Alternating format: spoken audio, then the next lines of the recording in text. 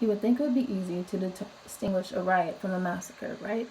Today I'm going to be talking about a tragic event historically known as the Tulsa Race Riots. To some, it's known as the Black Wall Street Massacre.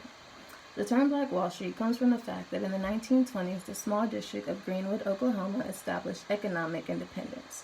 The blacks were owning their own successful businesses such as dental offices, law firms, restaurants, grocery stores, meat markets, and this was a time when racism was extremely high. So the whites were not too fond of the fact that blacks were more successful and that they owned things that they couldn't afford to own. This fueled them with hate. The match that lit the bomb on fire occurred on May 31st of 1921. It's an incident that took place in the Drexel building of Tulsa, Oklahoma. A 19-year-old African American by the name of Dick Rowland was allowed to use the colored restroom on the top floor of the building, which required him to take the elevator. The elevator was operated by a white woman by the name of Sarah Page, and it's said that the elevator jolted and the tube collided.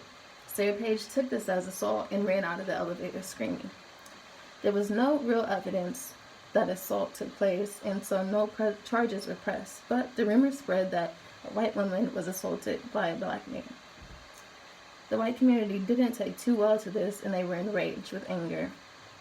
They wanted Dick Rowland to be lynched. For the safety of Dick Rowland, he was taken into custody, in which the mob headed to the courthouse and rioted. In retaliation, the African Americans also gathered at the courthouse and marched. There was an altercation where two men were fighting over a gun, and it was fired, and in which other guns were fired, ending in 12 men being killed, 2 African American and 10 whites. This was the birth of the Tulsa Race Riot. The following day, on June 1st, the white rioters took to the streets of Greenwood. They were setting buildings on fire, they were looting, they were vandalizing. They set at least 20 churches on fire. Schools, homes, grocery stores, everything that the blacks had worked so hard for. And practicing their Second Amendment, the blacks were also armed.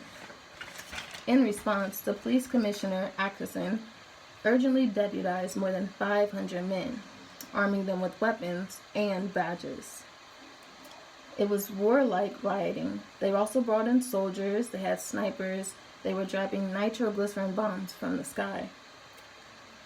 Residents were transferred to shelters, and some whites even offered to shelter them with safety. Others decided to fend for themselves and protect what they had worked for. This warlike rioting lasted for 12 hours. By the end, the city of Greenwood was left to ashes. They burnt over 20 churches, they burnt down grocery stores, and at least 156 homes. It's said that more than 300 people have been killed. There was an estimated 1.5 to 1.8 million in damages to the city. Some were left homeless, and they were left to figure it out on their own as they got no support from the city. That's when the Red Cross stepped in and became known to the black community as the Angels of Mercy.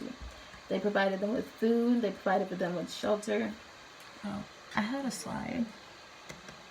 This is what it looked like. Yeah.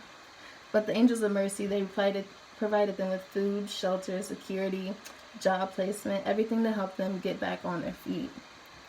This was a tragedy that took place, and the only people that suffered the consequences were the victims. No one was ever held accountable.